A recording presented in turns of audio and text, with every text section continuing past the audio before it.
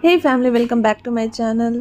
तो आज मैं आपके साथ कुछ अपनी बेसिक चीज़ें शेयर करने वाली हूँ अपने बारे में, क्योंकि मैं यूट्यूब पे जब वीडियो बना रही हूँ तो मैं आप लोगों को भी पता होना चाहिए मेरे बारे में। तो इसीलिए मैं ये वीडियो लेके आई हूँ आप लोगों के साथ। तो मेरी वीडियो को बिना स्किप किए हुए लास्ट तक देखिएगा, तभी आप मेरे बारे में जान पाइएगा।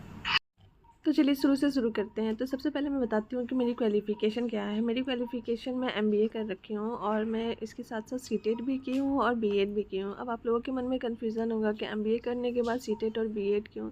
तो इसके पीछे भी रीज़न है, क्योंकि जब मैंने एमबीए क्लियर कर लिया था उस समय मेरा बेबी बहुत छोटा था और मुझे फुल टाइम जॉब मिल रहा था, बट मैं फुल टाइम जॉब नहीं ले सकती थी उस टाइम, क्योंकि ये बहुत ज़्यादा छोटा था। इसीलिए मैंने डिसाइड किया था और मेरे हस्बैंड ने कि हम लोग टीचिंग प्रोफाइल की तरफ चलते हैं। तो मैंने इसीलिए सीटेट और बीएड दोनों कर लिया था।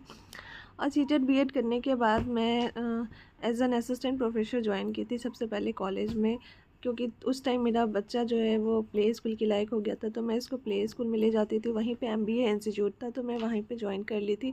फिर वहाँ पे मैं हमारा बहुत अच्छा चला। 1 ईयर तक मैंने वहाँ ज्वाइन किया हुआ था और मैं वहाँ पे पढ़ाती थी। बट उसके बाद मेरे हस्बैंड का ट्रांसफ़र हो गया। हस्बैंड के ट्रांसफ़र होने के बाद हम हरियाणा आ गए। हरियाणा आने के बाद मैंने ज्वाइन किया डायरेक्टली डीएवी पब्लिक स्कूल में। वहाँ पे जो मेरा बेटा था उसकी भी एडमिशन मैंने करा दी थी।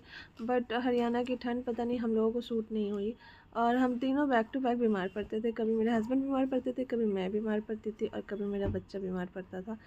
तो बीमार भी ऐसे नहीं, बिल्कुल ही ठंड लग के फ़ीवर आती थी और फ़ीवर भी बहुत ज़्यादा 104। मुझे तो मेरा तो ऐसा ही हो रहा था, बार बार पता ही नहीं चला था क्यों। सुबह 7 बजे जाने की वजह से, और इसकी भी स्कूल बहुत ज़्यादा मॉर्निंग थी, तो इसकी वजह से क्या होता था, फॉग ख़त्म नहीं होता था और ये स्कूल जाता तो इससे बहुत ज़्यादा सर्दी और खांसी हो गई थी और डॉक्टर ने बोला था इसके मतलब इसको बहुत ज़्यादा कफ़ हो गया है। तो इसी वजह से मुझे समझ नहीं आया मैं क्या करूं। फिर मैंने डिसाइड किया कि मैं फ़ाइनल एग्ज़ाम दे के मैं क्विट कर दूंगी जॉब को।